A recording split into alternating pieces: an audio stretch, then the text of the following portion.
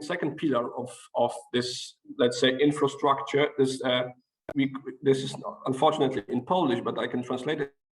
Drama Center, the space for activists and social innovations. So again, this is the building, this is the space. It's still under the renovation, but in our idea is to that this building will be co-managed by the community of the activists, community of the social innovators, who are trying to develop new ideas, new projects related to the social innovations, social economy, and this will be the kind of incubator for such a project. So it's again, it will be a space and also the service which will help activists and also NGOs and social entrepreneurs to act, to develop their ideas, with which will be we believe, we thought that it will be the answers for the challenges that will appear or are present already. The third pillar of this, let's say, ecosystem is the Gdańsk Cohesion Center, and this is the second step of our equal treatment center for people who are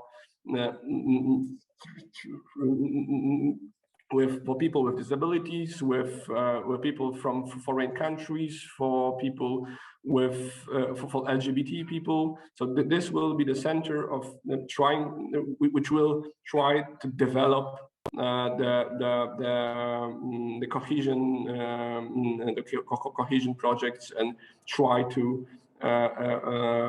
use the cohesion approach across silos in the city. So again, it will be a space and it will be a service for everyone who would like to be active in that sphere. And every of these three pillars, we will not be able to run it or to provide it without active citizens, without volunteers, without activists who together with the city representative are trying to tackle the challenges that we are facing. It's important for you to understand in our work is that, and I don't know if in your respective country you have the same thing, but for a long time, the work done by volunteers in an informal or non-formal way was not at all respected or taken into account for the labor market. And what we are looking for now, and which is so important, and this is also why we worked so hard and we provided you with this guide, is that we are absolutely certain that the conjunction, that is the work between informal, non-formal, and formal work in competences and skills, the whole together will help the labor market to be much more efficient than it is at the present time. And it also gives a potential to the volunteer, which is much wider than if he had to separate non-formal, informal, and on the other side, the formal aspect.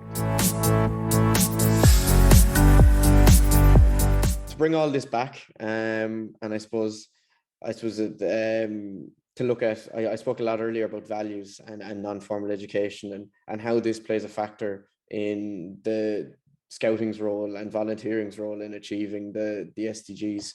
And I suppose our goal is to constantly advance non-formal education, and through that to really create spaces where there's meaningful youth engagement and the volunteers have the opportunity to get those new experiences and really impact their community. But also there's the skill development and leadership development that scouting brings about that really shapes civil society and as well really has an impact on every community from a local to an international level, ranging from gender equality to humanitarian action to biodiversity, environment, poverty, ending violence, youth peace and security, human rights, youth rights, and fundamentally the sustainable development goals that the values underpinned in the Scout method and the Scout law have really instilled I suppose the methodology and the thinking and the attitude. I know for myself as a 19-year-old now, I definitely wouldn't be so passionate and appreciative of nature and my community and serving my community if it wasn't for the Scouts. So I suppose although we can look at it from an incredibly high level of 57 million people with billions of service hours, that instead to look at it from a very value-based approach and see how everyone can become involved in the collective.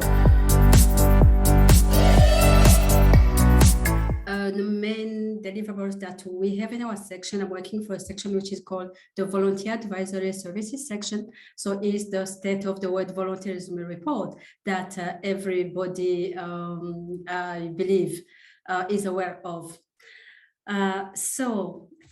Today, I'm going to just briefly present the UNV Knowledge Portal on volunteerism. Now, this is a portal which focuses on knowledge on volunteerism for the 2030 agenda. And this portal was launched in 2020. Since then, here at UNV, especially VAS colleagues, we have been trying to build that infrastructure. And we have collected some useful information, which we stored in the portal, and we made it accessible to all our end users. I hope that you are one of those. So what will you find in your UNV portal on volunteerism? You will find global, regional, national data and evidence, of course, on volunteerism. We all know, and I'm sure you agree with me, that knowledge about volunteering, about the benefits of volunteering, about challenges on volunteerism is spread across many stakeholders and around the world. So I'm sure you are one of those who have that knowledge.